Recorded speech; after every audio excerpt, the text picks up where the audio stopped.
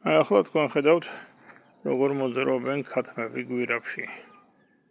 ეს გვირაბი გაკეთებულია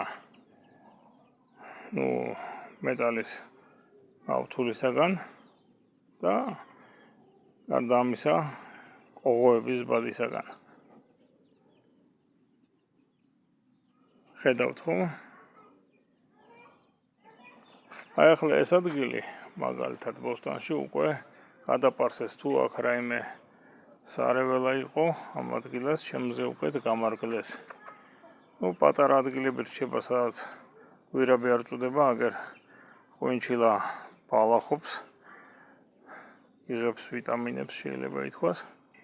იქითკენ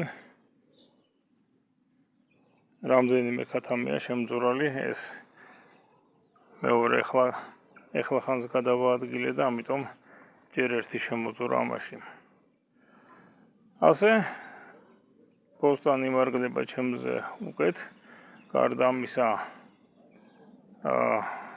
გარდა სარეველების მოშორებისა ის დიდრდება ქათმების ნაკელით ავტომატურად.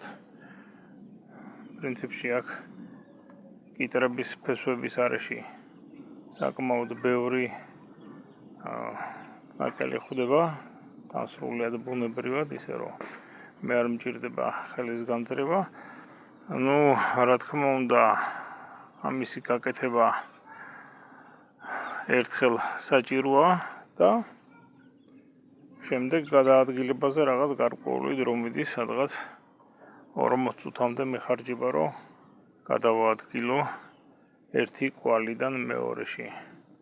ეხლა აი აქ გვირაბი რომ არის, მე ცოტათი იქით გადავწევ, ცოტათი აქეთ, აქ უფრო ნაკლები დრო იხარჯება და აი ამ გვერდზე არსებულ სარეველებსაც ამოკენკავენ, ისე რომ მე არ დამჭირდება არც თოხის ქნება და არც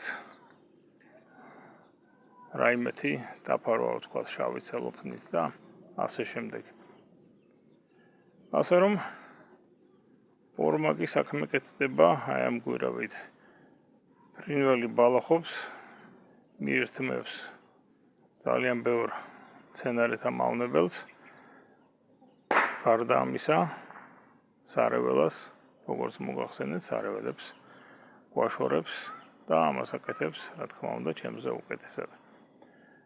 ეხლა პრინციპში ამ გვირაბს გადაადგილება ჭირდება პრაქტიკულად 2 დღეში ერთხელ, იმიტომ რომ 2 არა, მაგრამ 3 დღეში ერთხელ მაინც, იმიტომ რომ ძალიან სწრაფად ამოიღებენ ამას ყველაფერს, რაც ამ გვირაბის შიგნით მოხდა ამ ბალახეულობას. ხედავთ, გასაკეთებლად საკმაოდ მარტივია და ძალიან სასარგებლოა როგორც ქათმისათვის, ისე ბოსტნისათვის. რა თქმა უნდა, გვერდებზე აი ხედავთ როგორ არის დამაგრებული ბადე მიწაზე, თორემ თუ გამოძრენ მერე კულტურულ მცენარეებსაც მიაყოლებენ ზედ. ეხლა ქათამს იმის გარჩევას ვერ ასწავლით, რომელი მცენარე გჭირდებათ თქვენ და მან რომელი უნდა ჭამოს. რასაც იპოვის, არაფერს არ დაიწუნებს. დღეისათვის სულ ეს იყო, ნახვამდის, კარგად ვწანდებოდეთ.